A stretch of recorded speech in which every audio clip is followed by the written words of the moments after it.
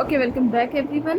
हम स्टार्ट करने लगे हैं आज हमारे जो बेसिक कॉन्सेप्ट जिनके बारे में हम पढ़ रहे थे, हम आज उनकी रिवीजन करेंगे उन सारे कॉन्सेप्ट्स की। ठीक है, इसके बाद इस वीडियो के एंड में एक क्विज होगा, चाहो तो उसको उसी पे सॉल्व कर लो या फिर कमेंट्स में उसका आंसर दे दो।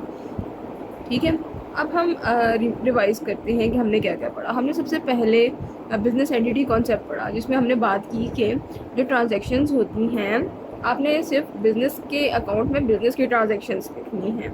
आपने अपनी पर्सनल ट्रांजैक्शंस जो है वो बिजनेस के अकाउंट में नहीं रिफ्लेक्ट करानी।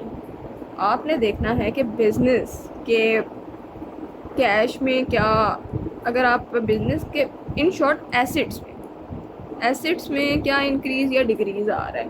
ठीक है, हम उस चीज़ को रिकॉर्ड करते हैं। फिर हमने बात की कि डुअलिटी कॉन्सेप्ट की। ठीक है, हमने कहा कि होगा क्या, दो तरह की जो हर ट्रांजेक्शन होगी ना उसके दो इक्वल और ऑपोजिट इफेक्ट होंगे। ठीक है, अब ये ज़रूरी नहीं था कि ट्रांजेक्शन में दो ही चीज़ें हिट हो रही हों। ये होगा कि उसके इफेक्ट जो होंगे ना वो इक्वल ही होंगे, यानी कि इसमें ऐसे समझ लो कि डेबिट साइड जो होगी वो इक्वल होगी क्रेडिट साइड के। ठीक है, अमाउंट भी दोनों की सेम होंगी और इनका इफेक्ट ऑपोजिट होगा।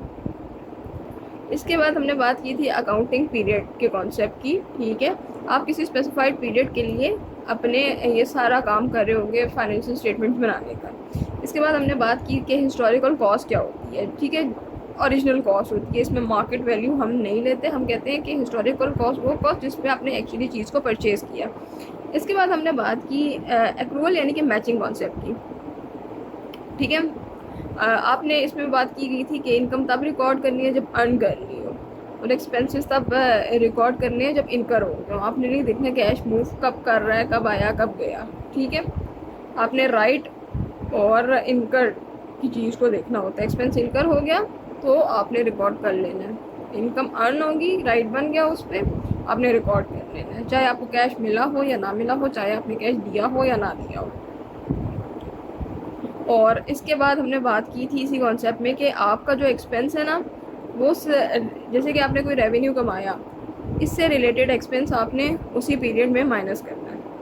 ये हमारा था मैचिंग कॉन्सेप्ट। इसके बाद हमने पढ़ा रियलाइजेशन कॉन्सेप्ट। इसने बात की थी कि हमने तभी रेवेन्यू को रिकॉर्ड करना है जब आपने अर्न किया हो, ना कि कैश बेसिस पे। इसके बाद हमारे पास आया प्रूडेंस का कॉन्सेप्ट। प्रूडेंस का कॉन्सेप्ट क्या रहा कि आपने चीज़ों को इनकम और एसेट्स को ओवरस्टेट नहीं करना और लायबिलिटीज़ और एक्सपेंस को अंडरस्टेट नहीं करना। ठीक है, इसके बाद हमने बात की मटीरियलिटी कॉन्सेप्ट की कि आपने क्या करना है, हर इम्पॉर्टेंट चीज़ को जिससे भी आपके यूजर्स ऑफ फाइनेंशियल स्टेटमेंट्स का डिसीजन अगर इफेक्ट हो रहा है, आपने हर वो चीज़ अपनी फाइनेंशियल स्टेटमेंट में दिखानी है। अगर उनका डिसीजन उस चीज़ से इफेक्ट नहीं हो रहा तो बेशक आप उसको स्किप कर सकते हो, वो इमटेरियल आइटम्स होती हैं। इसके बाद हमने बात की कंप्लीटनेस कॉन्सेप्ट की। कंप्लीटनेस कॉन्सेप्ट कहता है कि आपने क्या करनी है, हर मटेरियल ट्रांजेक्शन को अपने पास नोट करना है, उसको रिकॉर्ड करना है। इसके बाद हमने बात की मनी मेजरमेंट कॉन्सेप्ट की। आपने सारी वो ट्रांजेक्शन लेनी है जो कि मेजर हो सके किसी मॉनेटरी टर्म्स के अंदर, कोई ना कोई उनकी मनी वैल्यू हो, मॉनेटरी वैल्यू हो। ठीक है, फिर हमने बात की कंसिस्टेंसी कॉन्सेप्ट की। कंसिस्टेंसी कॉन्सेप्ट कह रहा था कि आपने सेम अकाउंटिंग मेथड और प्रेजेंटेशन यूज़ करनी है, जो आपने एक पीरियड में यूज़ किया वही अगले पीरियड्स में आपने यूज़ करनी है।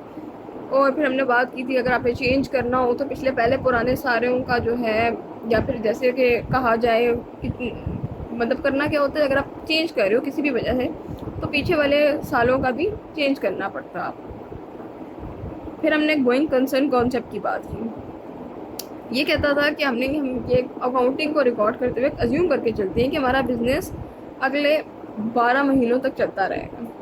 फिर हमने सब्सटेंस ओवर फॉर्म की बात की कि आपने सिर्फ कॉन्ट्रैक्ट्स को नहीं देखना, आपने देखना है कि एक्चुअली वो चीज़ हुई भी है या नहीं। फिर रिलायबिलिटी की बात की कि आपने जब भी अपने पास इंफॉर्मेशन रिकॉर्ड करनी है तो उसके पीछे देखना है कि क्या ये इंफॉर्मेशन एक्यूरेट है, वेरीफाइबल है, अनबाइस्ड है, और क्या एविडेंस के साथ ये सपोर्टेड है कि नहीं। तो ये थे हमारे अकाउंटिंग के बेसिक कॉन्सेप्ट्स। अब इसके बाद जो हमारा अगला लेक्चर होगा उसके अंदर हम सीखेंगे रिकॉर्डिंग का कॉन्सेप्ट, जिसमें हम सारा देखेंगे कि कैसे आप डबल एंट्री सिस्टम के ज़रिए हम रिकॉर्डिंग करते हैं।